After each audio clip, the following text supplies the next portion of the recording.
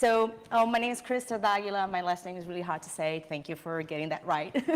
I'm the Associate Director at the International Fact-Checking Network, and I'm going to spend like a really short time trying to explain what the IFCN is, because you might not know what it does, and I'm sorry for my English, I'm Brazilian. So I will spend more time than 10 minutes. Andrea just said it's okay. This is Baybars, and this is me. We are running the fact-checking network since May, and we're trying to spread the word around. We're trying to get fact-checkers together and to work together as a team, because we really need to collaborate with each other, because we have so many different people trying to fight misinformation around, and there's so many levels of development in that field that we need to share knowledge, and we need to work together to strengthen the field. This is what we do on a daily basis. We are more than 180 fact-checking units around the world. Actually, yesterday, the Duke Reporters Lab just came up to, their census just went up to 210 platforms around the world, which is amazing. When I started fact-checking back in 2014, we were only 40. So it means like in 5 years, this is how big the movement is growing.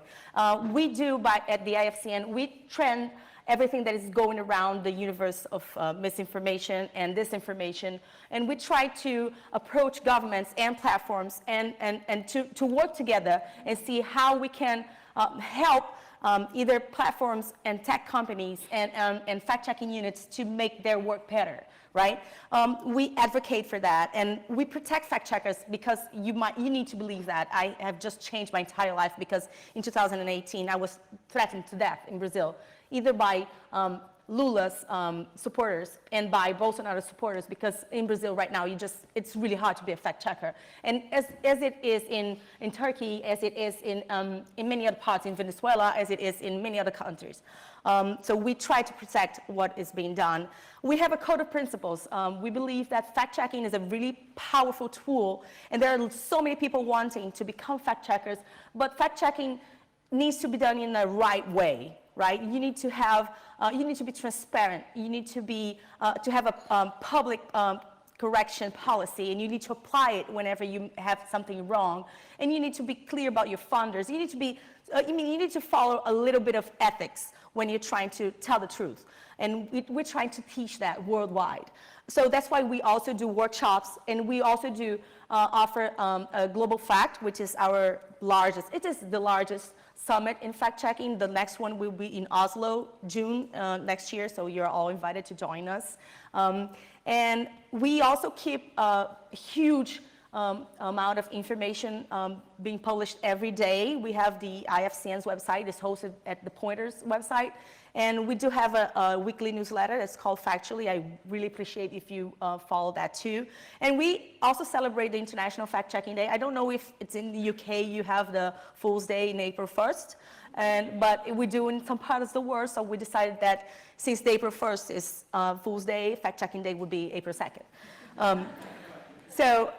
Here's what I said. When I started fact-checking back in 2014, we were 40 platforms in 20 countries, and this was in Cape Town, our last Global Fact.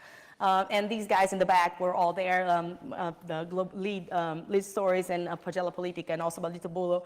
And this is the team. We're growing, and we're not going to stop. We're not going to stop our work. Right, we have so many challenges ahead, but we're going to keep fact-checking. We keep saying that the fact-checking community keeps growing because the misinformation problem keeps growing too. So we'll just keep working.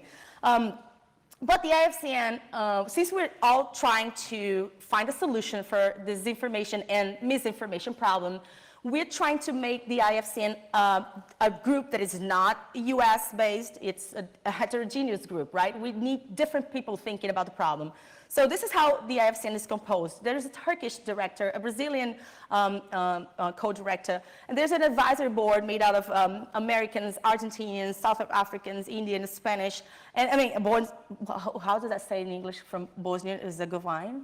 The person who is born there? Okay, that's it. So, and we have different interests in that group. Some people only do debunks. I mean, they only deal with hoaxes that are spread online and you don't know who was the first one who posted it. And there are some others that are only doing fact-checking, like political, the ones that you probably know, who said the word, who said the claim. So, and there are different goals also. There are those fact-checking platforms that are only dealing with politics. There are those who are only dealing with health issues, those that are dealing with climate changes questions, right? And there's so many levels of excess of public data. I mean, I was just talking to Full Fact yesterday here in the UK, and we were just comparing how easy it is to reach data here in the UK and how hard it is to reach data in Brazil. And I was just laughing at myself. I'm like, oh my God, I wish I had that in Rio de Janeiro, but we don't. So, and I'm trying to show you how different misinformation is around the world. So when we think about the solution, we have to think broad. One solution is not going to solve the entire problem. This is the state of fact checkers. This is a kind of census that the IFCN does. This is how we look like right now. In 2018, we're mainly a non-profit world, right? And now we're turning into a profitable world. The fact-checking community is getting money, which is unbelievable, right? Journalism making money? Yeah, we kind of, but not a lot. That's why I asked about the ads in the previous conversation. We really need more. We are more people. We have more effort. More work to be done. We are more platforms, but we are not getting that much money. So we still need to work on that. And right, Connie and Antonio, they asked me, like, how different is misinformation around? So I'm trying to, I selected a few examples of platforms that are in the IFCN world to show you how different it is. So once we talk about solutions, we think of them. Here's Fakname, and I don't even know how to pronounce that correctly. They're working on Iran, but they're not in Iran, right? The guy lives in Toronto because he just can't live in Tehran. He has a fatwa. Does that say, is the word in English for that? Okay, he changed his name. He can't be in the photos. That's why he's not in the photo of any global fact. He's the one taking the pictures always.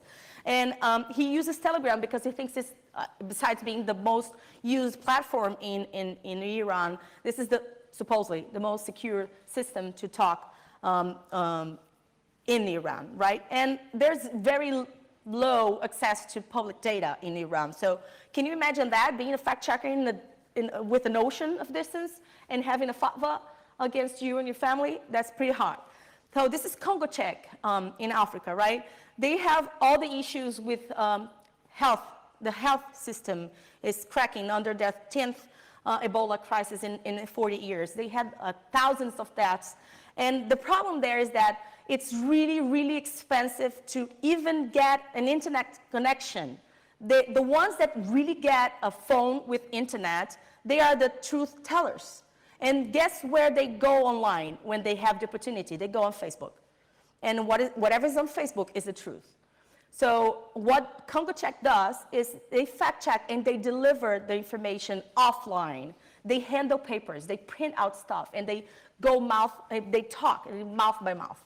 And then Daniela Mendoza and Verificado team in Mexico, they're having the toughest time ever because Manuel López Obrador, the Mexican president, just created a fact-checking unit from the government, which has the same name, Verifica, which is kind of crazy. The guy kind of stole the brand from the fact-checkers. Yeah, 2 minutes, not gonna work. Then there's Great Africa Check on the other side. Now let's kind of show like the big ones. Africa Check is fact-checking in 2 big languages and local languages too. I just heard Boom saying, yeah, we have this regional problem. Yes, Africa Check does too, and they're kind of managing to work that out, right? They cover Kenya, Nigeria, and South Africa, and they just created this wonderful, they call it Appcast. It's a voice note show, 5 minutes long, and they debunk information, and they only spread that on WhatsApp. It's like, just forward this to your family, friends group, right? And then it's a 5 minutes, very not heavy archive and then people can hear the latest about what is right and what is wrong on the internet. And they obviously, as everything in Africa, they deal with health issues too. And then there's Full Fact here in the UK. They're 22 people. They're big, and they have lords in their advisory board. I mean, really? It's just amazing, right? And they have so many people working in automation.